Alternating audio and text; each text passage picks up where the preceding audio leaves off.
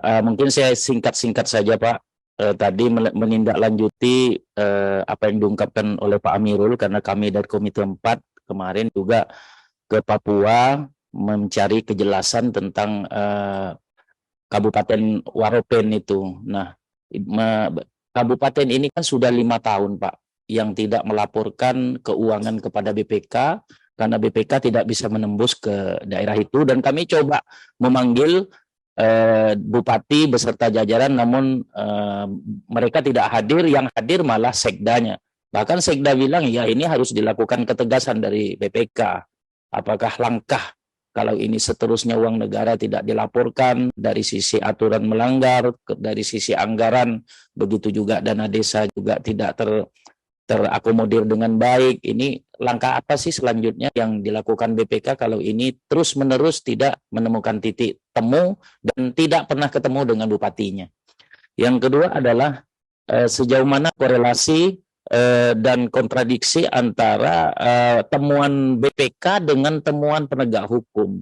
Ini di daerah kami, di Kalimantan Barat itu ada suatu daerah yang tidak perlu saya sebutkan namanya. Pemeriksaan BPK itu dinyatakan bahkan negara harus mengganti rugi, ada kelebihan anggaran terhadap kabupaten tersebut. Tapi kenyataannya di pihak penegak hukum itu dinyatakan ada temuan, dan sampai saat ini telah ditahan gitu. Bahkan lain-lainnya juga menjadi tersangka. Nah, ini saya minta apa yang dikatakan oleh Pak Prof. Jimli Asidiki tadi, ini memang harus betul-betul ada upaya sejauh mana untuk menyamakan persepsi antara BPK dengan penegak hukum. Nah, ini seakan-akan kan berlomba, Pak. Saya minta apa yang dikatakan oleh Pak Prof.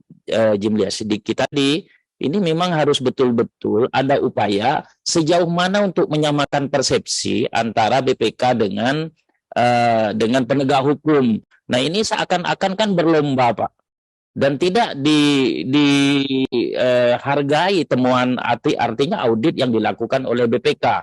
Padahal itu sudah menentukan setiap sesuatu pemerintahan ataupun pribadi ketika tidak merugikan negara secara hukum ya merupakan bukan pelanggaran.